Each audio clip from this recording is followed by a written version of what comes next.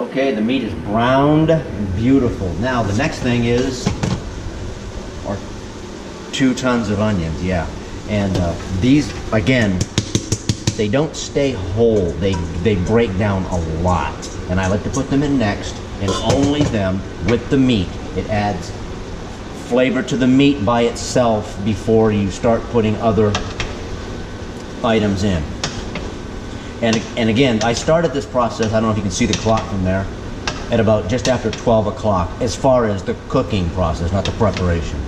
This is not something you put together and eat it an hour later and then have ice cream the next hour. This is not what kind of a deal this is. This will cook until about 5 or 6 o'clock as I marry all this together in layers. I layer these things in, I cook them and marry them together in this pot.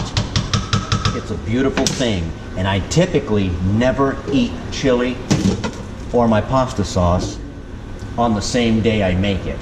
It's not designed for that. It's designed to be, I put it away in 1 quart Ziploc or Glad plastic containers, and I freeze it up, and then I come home after work and I eat, or on the weekends or whatever.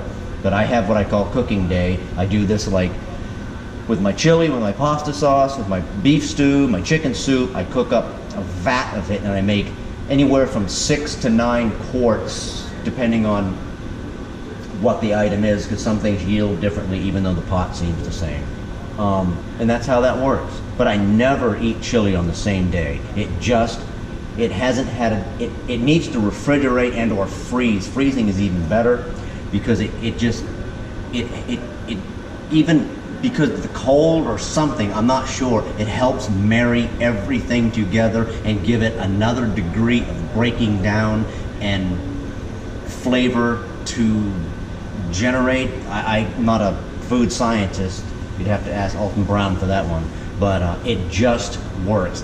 Same day, it still tastes too blocky. It tastes like you're eating ingredients put together, even after the long duration of cooking that I do, where after it's chilled or frozen, you feel like you're eating a homogenized chili with one purpose when it hits your tongue, not an assimilation of items.